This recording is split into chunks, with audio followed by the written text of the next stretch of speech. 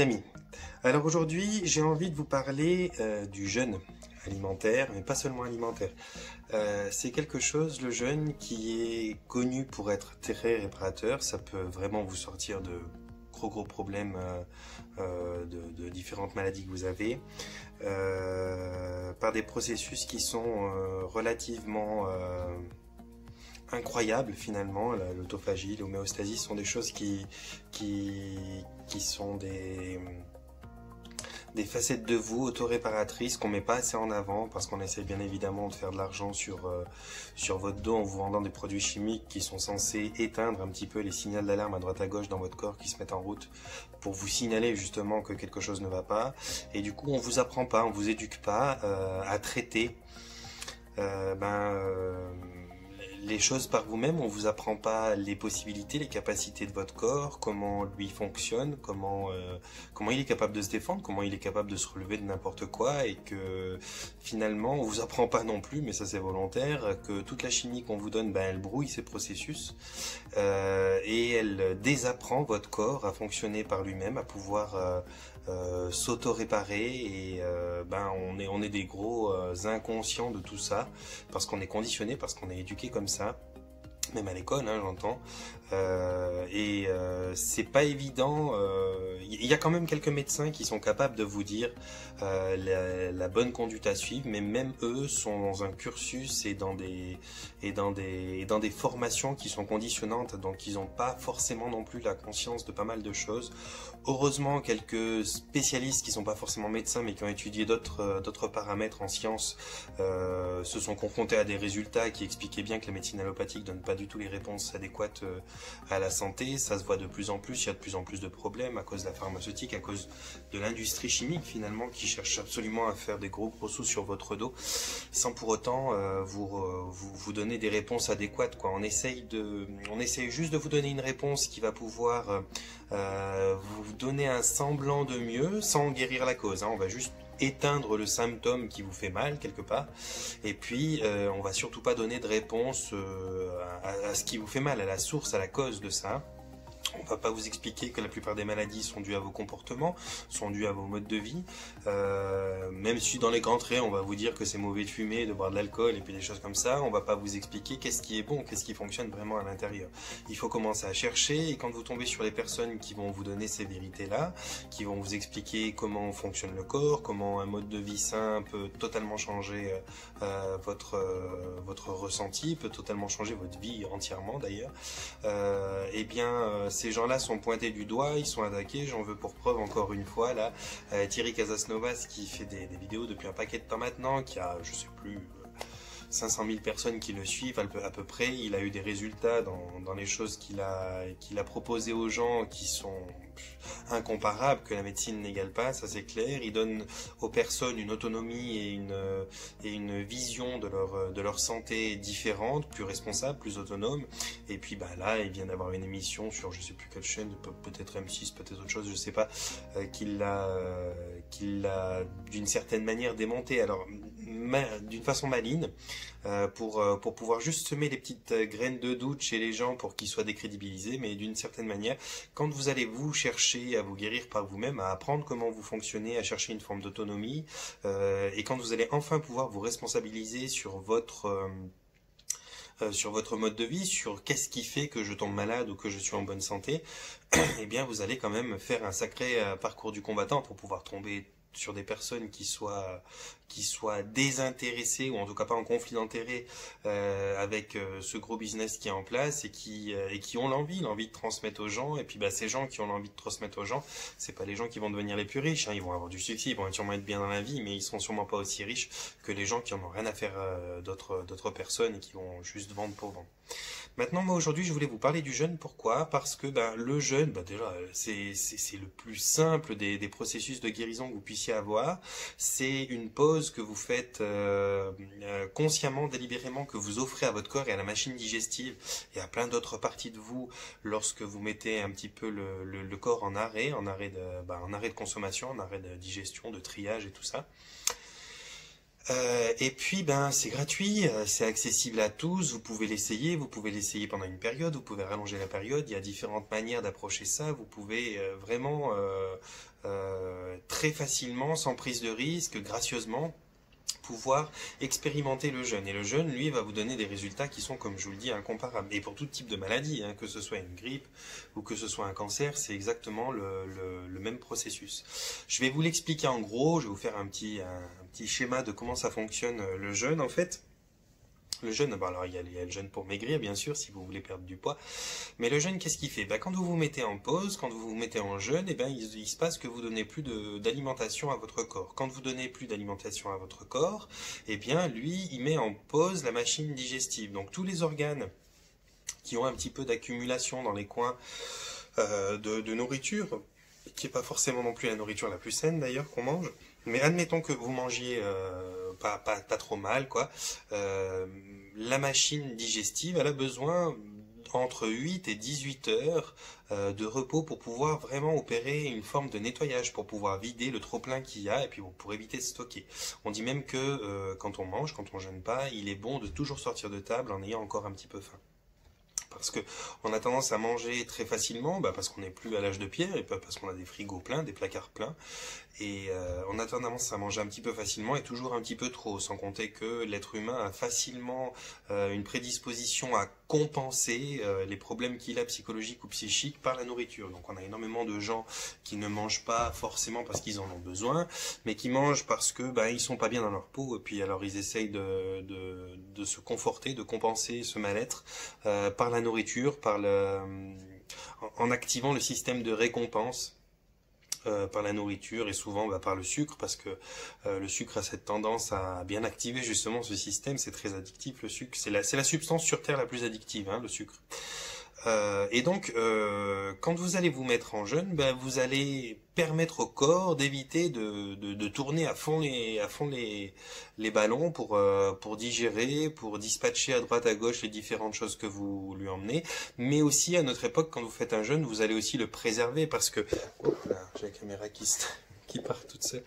À notre époque, vous allez vous retrouver souvent avec... je suis désolé, petit réglage. Vous allez vous retrouver souvent avec une nourriture qui soit vraiment pas bonne. Donc indépendamment de lui donner une pause, vous allez même l'arranger parce que cette nourriture qui est pas bonne, qui est pas consommable sans dégâts, et votre corps en vérité il sait pas vraiment la gérer, il sait pas vraiment la digérer. Donc ce qui se passe, c'est qu'il commence petit à petit, à force que vous lui donniez de l'apport, il commence petit à petit à mettre un petit peu de côté des différentes choses qu'il n'arrive pas vraiment à traiter, ça se transforme en toxines, ça se stocke à droite à gauche, et c'est ça qui va faire les prises de poids, c'est ça qui va faire les stocks de toxines, et c'est ça qui va faire à terme, donc c'est à long terme bien sûr, que vous ayez des défaillances à droite ou à gauche, parce qu'au bout d'un moment, peut-être que certaines choses vont vous empêcher peut-être de faire fonctionner la sphère totale de votre corps. Au niveau digestif particulièrement, les choses comme le gluten, les produits laitiers, les viandes et tous les alcools qu'on peut imaginer, le sucre, sont des choses qui sont pas forcément 100% assimilables par le corps et donc au bout d'un moment il va bien falloir qu'il en fasse quelque chose et il n'y a pas une trappe comme ça qui s'ouvre pour sortir ce qu'il n'arrive pas à digérer. Donc il le pousse un peu à droite à gauche, il le stocke, ça va 1 an, ça va 10 ans, mais peut-être que quand vous vous attendiez à passer une jolie petite retraite parce que ça fait déjà plus de 30 ans que vous travaillez, et bien là votre corps il commence à être en défaillance parce que il n'a jamais eu vraiment l'opportunité de se nettoyer et de pouvoir repartir un petit peu à zéro quoi. Donc le jeûne pour ça c'est très très bien parce que d'une part ça vous permet de la mettre au repos en tant que tel, mais aussi ça va permettre peut-être au corps pendant cette période de repos d'essayer de voir s'il peut éventuellement enlever ce qu'il y a dans les coins pour y éliminer. Alors bien sûr un jeûne quand on est en mauvais état ça va pas faire des miracles, mais quand on commence à en faire plusieurs fois et que petit à petit on commence à se détoxifier puis qu'on commence à être en meilleur état, que les émonctoires fonctionnent bien, les émonctoires c'est la peau, c'est les poumons, c'est les intestins, c'est les reins, c'est toutes ces parties de vous qui vont évacuer les toxines, qui vont les remettre en circuit si vous voulez pour qu'elles partent, pour qu'elles s'éliminent de votre corps. Donc la peau par la transpiration, les poumons par l'expiration, enfin bon bref, ainsi de suite, ils vont chercher à vous faire tousser, à vous faire sortir ces choses que vous n'avez pas pu assimiler puis qui sont pas bonnes pour vous. Maintenant, justement, de manger une alimentation qui soit pas vraiment adaptée, qui soit vraiment bien déviée, bien écartée de l'alimentation normale qu'un être humain devrait avoir à sa disposition, eh bien ça commence à créer des dysfonctionnements qui sont justement au niveau de vos émonctoires aussi. Et donc même si vous jeûnez un petit peu, mais que vous le faites pas assez régulièrement, eh bien vous aurez peut-être les émonctoires qui seront pas eux propices à travailler, qui seront pas aptes à travailler de la bonne manière parce qu'ils seront un petit peu en stade d'épuisement. Et le jeûne va vous faire du bien, mais sans plus. Donc il faut vraiment veiller quand vous faites des jeûnes à déjà voir l'état de vos reins, à déjà voir comment ça se passe au niveau intestinal. Et c'est vrai que pour pouvoir avoir un bon système circulatoire de tout ça, eh bien il faudrait jeûner c'est une bonne chose, mais il faudrait surtout quand vous ne jeûnez pas faire attention à ce que vous mangez. Le gluten pour les intestins c'est une catastrophe, ça a tendance à engluer la paroi des intestins qui est remplie de petits filaments, de petites choses qui sont un peu comme dans les poils qu'on a dans le nez, qui sont des choses qui augmentent drastiquement la surface d'absorption des intestins. Et quand vous avez mangé du gluten pendant des années et que vous n'arrivez pas à vous en passer, vous avez tous ces petits filaments, tous ces petits poils là qui sont vraiment atrophiés, qui se sont recroquevillés parce qu'ils sont englués par le gluten. Et donc la surface d'absorption de votre intestin, elle est ridicule, elle est ridiculement pauvre par rapport à ce que normalement, à l'état naturel, vous devriez avoir. Donc même si vous mangez des bons aliments, même si vous apportez à votre corps un régime alimentaire qui soit sain, lui il est en difficulté à assimiler tout ça. Donc il faudrait vraiment prendre le temps, avant de faire un jeûne peut-être, de commencer par remanger correctement le plus possible, fruits et légumes, éviter un maximum les viandes, les produits laitiers, ou alors privilégier les produits qui soient à base de fromage de chèvre, qui soient à base de fromage, qui soient à base de lait de chèvre, parce que la protéine d'une chèvre qui est quasiment au même poids qu'un être humain va être plus facilement assimilable par l'être humain. Par contre, la protéine d'un animal de 800 kg, il peut pas en faire quoi que ce soit, il est obligé de décalcifier ses os pour réussir à en assimiler une grosse partie de la stock. Ça a tendance à vraiment obstruer la plupart des choses qui sont au-dessus de votre nombril, donc les produits laitiers, c'est une catastrophe. C'est ça qui va créer toutes les inflammations qui sont sur le haut du corps, c'est ça qui va vous créer tous les problèmes de sphère ORL, tous les problèmes cardiaques, tous les problèmes qui sont donc au-dessus du nombril, sont très souvent dus aux produits laitiers. Le gluten, lui, c'est plutôt les intestins. Et la viande, c'est pas non plus une bonne chose, parce qu'au bout d'un moment, la viande, elle a tendance, si on en mange trop et trop souvent, et qu'on se laisse pas des périodes de pause digestive, à avoir une espèce de masse qui pourrit à l'intérieur des intestins, ce qui peut créer pas mal de problèmes, ce qui peut donner des gaz, ce qui peut donner des syndromes du côlon irritable ou de choses comme ça. Et je passe une bonne partie des noms qui existent, et qui est vraiment quelque chose qui va pas vous aider du tout, qui va même vous apporter de plus en plus de problèmes, parce qu'encore une fois, quand on a ce genre de problème-là, non seulement on a un problème là où on le cible et là où on l'imagine, mais aussi on a un problème dans toute la machine en amont qui est censée normalement réguler un petit peu ces choses, et donc elle est plus apte, elle est plus en capacité de réguler tout ça.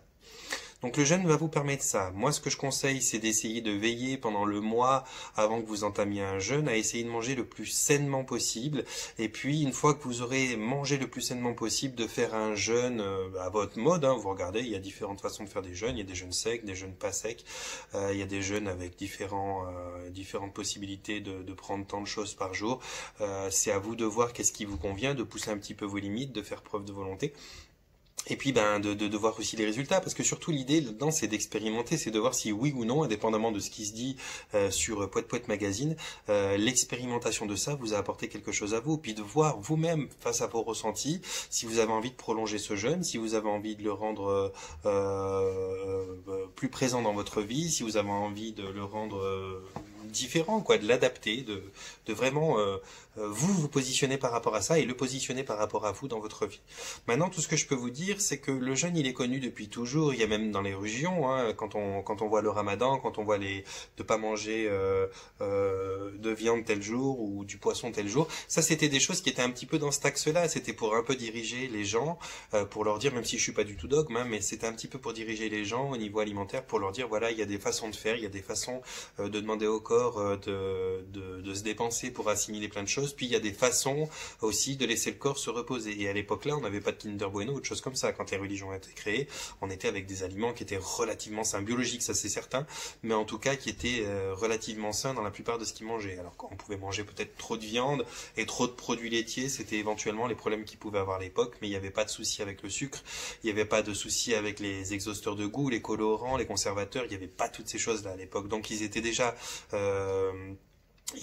avertis qu'il fallait faire quelque chose avec des conditions qui étaient plus que propices à avoir une bonne santé. Alors imaginez-nous aujourd'hui à quel point la nécessité de mettre un petit peu en pause la machine digestive est importante. Et là, je vous parle de jeûne, je vais vous parler aussi maintenant de jeûne sec. Le jeûne sec, c'est de pas manger mais de pas boire non plus. Alors je vous le fais rapide, mais en gros, le jeûne sec, il a quoi comme avantage comparé au jeûne normal? Eh bien, le jeûne normal, il vous empêche d'assimiler de la nourriture, il met la machine digestive au repos, mais vous continuez à hydrater votre corps, et donc votre corps n'a pas vraiment de signal d'alarme à tirer, parce que de pas avoir de nourriture, ça le perturbe pas pendant plusieurs jours, une bonne période, ça ne le perturbe pas. Par contre, l'hydratation est très importante pour le corps. Alors, quand vous faites un jeûne sec, ça veut dire que vous ne vous hydratez plus non plus, vous ne buvez pas. Comment ça se passe? Eh bien, vous ne mangez pas, vous ne buvez pas, et qu'est-ce qui se passe dans le corps? Alors là, le corps, lui, par contre, se met directement en position signal d'alarme, parce que ne pas être hydraté pour votre corps, c'est quelque chose qui est extrêmement perturbant, et donc lui, il se met en processus de mort, quoi, si vous voulez, il est en train de se préparer, et pour survivre, pour ne pas avoir de problème, eh bien, lui, il va faire quelque chose qui est absolument phénoménal, qui est un don divin que vous avez à l'intérieur de vos corps, c'est qu'il va commencer, lui, à aller chercher dans les choses que vous avez en trop et qui ne sont pas nécessaires, un moyen de s'hydrater. Et c'est là où est la magie du truc. C'est-à-dire que il va commencer par les graisses. Quand vous allez faire un jeûne, au bout d'un certain moment que votre corps va avoir besoin de boire, qu'il aura besoin d'hydratation, et que vous ne lui donnerez pas réponse à cette demande, lui, il va commencer à taper dans les graisses. Et il va réussir à transformer, c'est magique, il réussit à transformer 100 grammes de graisse en 110 grammes d'eau. Donc il va aller taper dans les graisses, et puis il va transformer cette graisse en eau pour pouvoir continuer à avoir une bonne hydratation. À terme, quand vous avez pas beaucoup de graisse et que vous épuisez facilement ça, vous allez vous retrouver avec un moment, en fait le corps se mange lui-même pour s'hydrater, hein, si vous voulez bien. Donc c'est pour ça que c'est un processus qui est si controversé, c'est parce qu'à la fois il est magique, mais à la fois il peut être dangereux si on ne sait pas comment faire. Alors dangereux dans une certaine mesure, vous n'allez pas au bout de 2 ou 3 jours de jeûne sans boire avoir de gros problèmes. Il y aura des maux de tête, des vomissements, les phases tout à fait normales d'un jeûne sec qui sont extrêmement réparatrices, mais vous n'avez pas de risque. On dit même qu'il y a un seul risque, il y a une seule chose à garder vraiment à l'œil quand on fait un jeûne sec, c'est de bien s'arrêter quand on, voilà, pas forcément quand on a des vomissements, de bile, quand on a des maux de tête, ça c'est normal, c'est un travail qui se fait à l'intérieur, mais par contre lorsqu'on arrive à des moments où on commence à avoir des variations de rythme cardiaque, quand on a un peu de tachycardie, des choses comme ça, à ce moment-là, ça veut dire qu'il faut reprendre l'hydratation, que notre corps il est arrivé au maximum de ce qu'il pouvait opérer durant ce jeûne-là. Vous pourrez refaire d'autres jeûnes dans d'autres périodes, mais là pour le coup, ça sera le moment de reprendre. Et quand on reprend gentiment. C'est pas nécessaire d'aller se faire un McDo, un Burger King et KFC et tout dans la même soirée, hein. Vous prenez tranquillement un petit peu de jus, un petit peu de thé, un fruit, une banane, un machin, un truc, pour réadapter le corps quand vous avez fait un jeûne. Alors si c'est un jeûne de juste une demi-journée, bon bah là, il n'y a pas de grande différence, mais si vous avez fait un jeûne qui est déjà 2, 3, 4 jours, là après il faut reprendre piano. Maintenant donc, ce jeûne il va taper dans les graisses, il va s'hydrater grâce aux graisses qu'il a en excédent et qu'il va transformer en eau. Lorsque vous avez beaucoup de graisse, les processus vont durer longtemps, vous devrez faire plusieurs jeûnes pour réussir à épuiser ces graisses, mais lorsque vous n'avez pas des tonnes de graisse ou lorsque vous êtes dans une corpulence normale, les graisses sont assez vite consommées et donc les graisses, il faut savoir que à part les stocks qui sont faits de graisse parce que le corps n'arrive pas à les assimiler, il y a aussi des stocks de graisse qui sont des graisses qui sont là non pas par excès de nourriture, mais qui sont là parce que vous avez d'une certaine manière été enflammé. Comment répond le corps à une inflammation, à une acidité, si vous voulez bien? Eh bien, il crée du cholestérol. C'est quelque chose, le cholestérol, qui n'est pas du tout dans la plaquette de beurre que vous mangez, mais qui est fabriqué par votre foie. Et lorsque vous arrivez à créer du cholestérol parce que vous êtes enflammé d'une certaine manière, eh bien, ce cholestérol, c'est la réponse à votre inflammation. C'est-à-dire que cette acidité, le corps, il permet pas tellement qu'elle circule un peu partout, donc il y a des poches de graisse qui viennent l'envelopper, donc ce cholestérol, et qui est censé arrêter l'aspect grignoteur quoi finalement de l'acidité que vous créez à l'intérieur de vous. Maintenant, ça reste aussi en stock. Ça veut dire une fois qu'elles sont enveloppées, ces acidités, il n'y a pas des boueurs qui viennent les chercher pour les sortir de votre corps. Donc ça s'arrête parmi les stocks que vous avez à l'intérieur de vous, les toxines si vous voulez, qui sont emprisonnées. Donc quand vous allez passer différentes phases de jeûne et que vous n'êtes pas très gras,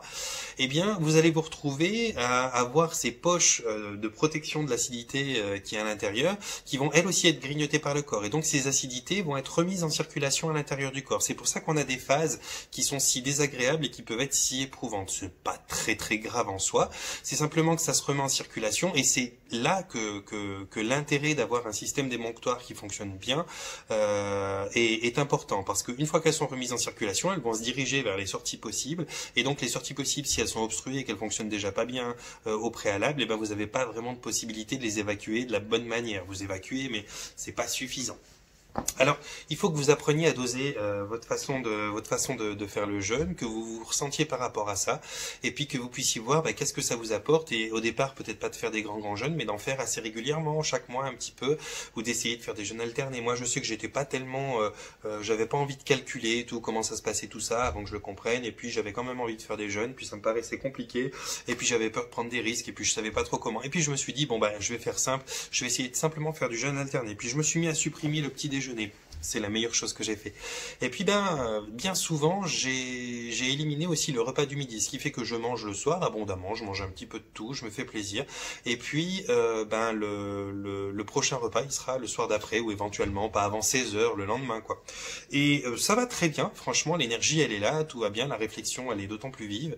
Par contre, mon corps il est nettement moins lourd, il est nettement moins en travail, donc je suis plus dynamique, et puis ça me va beaucoup mieux, quoi. Et puis il y a des personnes pour qui ça fonctionnera très bien, d'autres qui devront faire plus, d'autres qui vont vouloir faire moins. Ça, c'est à vous de vous adapter. Par contre, il faut être honnête. Il faut être honnête avec votre ressenti. Si vous sentez que ça vous apporte à mieux, eh bien, il va falloir voir la part de vous qui est addict à certains produits, qui est addict à certaines choses qui ne lui font pas du bien, certains comportements. Et il va falloir voir aussi quand vous mangez, quand vous ingurgitez des choses, non pas parce que vous en avez besoin ou envie, mais simplement parce que vous êtes mal dans votre peau et que vous essayez de compenser. Parce qu'à ce moment-là, il serait peut-être bien d'arrêter de vous pourrir et de commencer à voir qu'est-ce que vous pouvez faire pour vous faire du bien. D'aller voir un thérapeute, d'aller faire quelque chose qui vous apporte vraiment un mieux-être afin que vous ayez plus besoin d'une addiction pour que ce soit l'alcool, le tabac ou la nourriture, ça reste des addictions.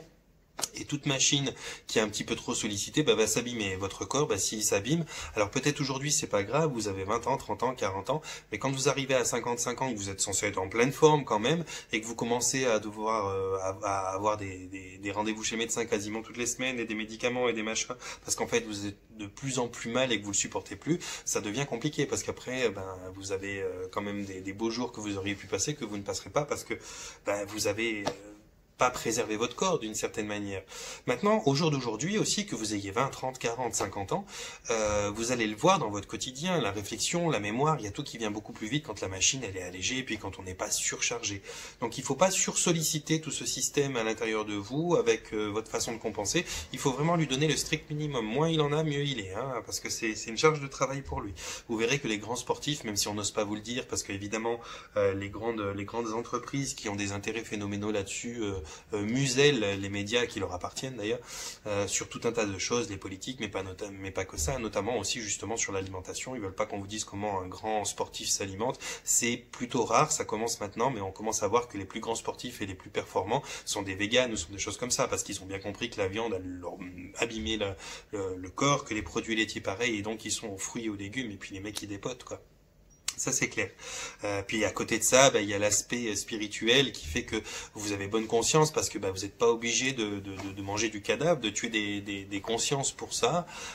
Et puis vous vous sentez peut-être un petit peu moins responsable de certains problèmes qu'il y a sur Terre, parce que vous prenez part au changement. Donc ce jeune-là, quand il a fini de consommer les graisses, il s'attaque aux toxines, et quand il a fini de s'attaquer aux toxines qui sont libérées, parce qu'il a besoin encore de faire, il va faire quelque chose qui est merveilleux, c'est qu'il va commencer à se manger lui-même. Il va commencer à manger ses propres cellules, mais d'une façon extrêmement intelligente. Il va commencer à manger les cellules qui sont les plus inadaptées, celles qui sont en plus mauvais état. Il va regarder partout où il y a quelque chose qui est un petit peu en travers, et toutes les cellules qui sont un peu défectueuses, c'est celle qu'il va choisir pour transformer en eau. Voilà pourquoi le jeûne peut guérir plus ou moins n'importe quoi. Parce que ce soit des petits microbes ou que ce soit des cellules cancéreuses qui soient présentes lorsque vous faites un jeûne, eh bien, il va les consommer, il va les détruire et les transformer en hydratation pour vous. C'est pour ça que le jeûne a des capacités de guérir les maladies les plus graves sans tellement de difficultés, si ce n'est le côté éprouvant que vous avez à le vivre. Alors, si vous faites rentrer cette pratique dans votre vie, plus ou moins quotidiennement, ou plus ou moins chaque mois, hein, je sais pas, moi je le fais quotidiennement parce que je fais ce qu'on appelle le jeûne alterné. Je ne consomme en tout cas rien jusqu'à midi depuis la veille au soir, et puis souvent, même si je peux attendre plus tard que midi, bien plus tard que midi, je le fais. Donc là, mon corps, il est vraiment au repos pendant longtemps, et quand la machine, elle est prête à travailler pour digérer tout ça, c'est le moment où je suis allongé, c'est le moment du soir où je suis tranquille, et donc toutes mes énergies sont à disposition pour ça. Bien sûr, dans le commerce ou dans la propagande qui est faite un peu partout, vous allez avoir un discours contraire. Il faut manger un maximum quand on est actif et tout ça. Et puis, quand on est au repos le soir, faut pas trop manger pour pas que ça stocke. C'est de la connerie parce que quand vous êtes déjà très actif et qu'en plus vous avez la digestion, ça vous pompe une énergie juste hallucinante. Et puis, ça vous aide pas à le faire de la bonne manière. Et le soir, quand vous avez tout votre corps qui est disponible pour pouvoir bien gérer, bien trier, bien digérer tout ce qu'il y a, on vous fait croire que vous allez stocker, alors que non, lui il va pas stocker, il va simplement bien dispatcher tout ce qui doit être dispatché. Alors voilà, ça demande de la lucidité, ça demande de vous positionner vis-à-vis de vos croyances, parce qu'évidemment vos parents, vos grands-parents ont été conditionnés avec ces conneries de croyances là, et puis vous avez tendance à croire votre médecin qui lui roule dans de très très belles voitures et a de très très belles maisons et il n'y a pas de souci, mais en vérité je crois que l'éthique de toute la médecine allopathique aujourd'hui, elle est bien à remettre en question, et puis que on s'aperçoit que les gens qui sont les plus responsables et les plus autonomes et les plus individuels, qui font pas tellement appel à toutes ces entités qui se disent avoir une connaissance ou une expertise dans telle ou telle science, eh bien se trouvent en bien meilleur état. Alors évidemment, ils sont pointés du doigt parce qu'actuellement c'est une minorité, il y a tellement de, je vais le dire, mais il y a tellement de cons sur la terre que c'est pas évident de se mettre du côté de ceux qui ont compris les choses, parce que il y a une grosse masse d'idiots qui se moquent, et on a des problèmes, on a des conflits d'amitié, on a des conflits de pas mal de choses quand on essaye nous aussi de sortir du lot. Mais ma foi, c'est votre travail personnel à vous. Moi, je veux juste vous apporter une information, vous expliquer que si finalement vous voulez faire juste dans votre vie au niveau de l'alimentation, vous regardez tout ce qui se dit dans les magazines, tout ce qui se dit dans la médecine, tout ce qui se dit dans le nutritionnisme et la diététique, et puis vous faites exactement l'inverse, et vous verrez que ça se passera très très bien. Je veux pas cracher sur les diététiciens et les nutritionnistes, mais eux, pareil, ont appris des choses qui sont plus, il faut manger telle quantité, tel nombre de grammes, telle protéine, tel machin, tel truc. C'est complètement barge ce qu'ils vous disent. C'est dénaturé totalement, parce qu'on va vous demander de prendre des produits, des machins ajoutés qui sont juste des substances actives, mais qui sont pas avec les clés de déverrouillage, un petit peu comme une pomme. On va vous dire, tu te pèles une pomme, tu te fais machin, alors que tout le déverrouillage de ce que la pomme peut t'apporter, c'est dans la peau, par exemple. Il y a pas mal de choses comme ça qui sont mal apprises par les diététiciens et les nutritionnistes, et qui sont donc mal transmises derrière, encore une fois. Si vous voulez comprendre vraiment ce qui se passe avec la nutrition, comment ça se passe pour vous et qu'est-ce qui est bon pour vous, il faut que vous ayez voir du côté d'un hygiéniste. Un hygiéniste alimentaire, lui, a des capacités et des connaissances qui sont bien plus performantes qu'un nutritionniste ou qu'un diététicien. Sinon, vous en remettez au meilleur des juges. Vous regardez quand vous avez faim, quand vous n'avez pas faim, si vous pouvez vous passer de tel truc ou pas, et essayez surtout d'avoir une vie psychologique et psychique en bon état, qui vous évitera de compenser grâce à des addictions comme le sucre ou différentes nourritures. Je veux juste faire une petite parenthèse, on parle de jeûne physique, alimentaire là, mais il est bon aussi pour vous qui sont très dans le mental et l'intellect, d'aussi faire un jeûne d'apport d'informations, parce que quand on a trop d'échanges, quand on a trop d'informations, quand on a trop de pensées, quand on a trop de choses quelque part en suspens dans l'esprit, on est aussi dans un état d'épuisement acidifiant qui est pas forcément bon, qui lui va emmener d'autres réactions bien sûr que l'alimentation qui ne soit pas bonne, mais il est bon aussi pour tous les aspects de votre health, que ce soit émotionnel, que ce soit mental, que ce soit dans toutes les versions et les façons que vous avez d'être vous-même, de pouvoir opérer aussi une pause. Un jeûne, c'est une forme de pause tout simplement, de pouvoir opérer une pause qui va vous permettre un petit peu de vous reconnecter à vous-même, vous écouter, vous ressentir, et c'est très important de se ressentir. C'est tout ce que je vous souhaite. Voilà les amis, je voulais juste vous dire un petit mot là-dessus, j'avais pas d'autre thème aujourd'hui, mais je pense que c'est une bonne chose quand même, parce qu'il y a pas mal de gens qui sont en excès, parce qu'on a trop de choses à disposition. On n'a plus besoin de gambader toute la journée dans la nature pour aller cueillir des fruits, pour les manger en gaspillant notre énergie. On a juste maintenant à ouvrir une porte, et puis on nous fait tomber 2, 3, 4, 5, 10 paquets, tout dépend de votre capacité dans les mains. Et donc on n'a aucun moyen de régulation qui soit fait naturellement. Maintenant il n'y a plus de limite et c'est ça qui fait du grand n'importe quoi. Vous pouvez me mettre un petit commentaire si vous avez envie qu'on parle un petit peu de ça. Je pourrais vous aiguiller dans des trucs beaucoup plus détaillés, précis, et puis alimentés de différentes recherches et de différentes approches de tout ça. Je pourrais aussi discuter de ça avec vous, voir peut-être, parce que je vois d'ici certains qui vont me demander comment tu fais pour jeûner émotionnellement, pour jeûner mentalement. C'est pas aussi facile que de pas ouvrir sa bouche et ingurgiter. Là, ça va vous demander à vous de savoir simplement dire stop et avoir 2-3 moyens de déconnexion, mais ça fait partie des petits secrets que je peux vous transmettre ou que je peux vous donner en séance, parce que c'est bien de le faire accompagner. C'est pas quelque chose qui se fait aussi facilement que de devoir laisser la porte du frigo fermée. Là, ça vous demande vraiment de savoir avoir 2-3 petits protocoles pour pouvoir dévier l'attention sur quelque chose d'autre. Mais vous pouvez me retrouver en commentaire et puis on peut en parler. Moi, d'ici là, je vais vous demander de me mettre un pouce en l'air si mes vidéos vous plaisent et que vous avez envie qu'elles soient un petit peu plus facilement accessibles, de les partager si bien sûr pour vous, quelqu'un peut être intéressé par ce contenu-là, et puis de vous abonner, de venir agrandir la famille de partage de réflexion. Vous êtes toujours bienvenus. Je suis vraiment très heureux de vous accueillir et je vous remercie du temps que vous passez à faire ces démarches-là. Maintenant, moi, d'ici là, je vais vous envoyer, donc d'ici la prochaine vidéo, je vais vous envoyer un panier de bisous et puis je vais vous souhaiter de vous porter bien et puis de prendre soin de vous.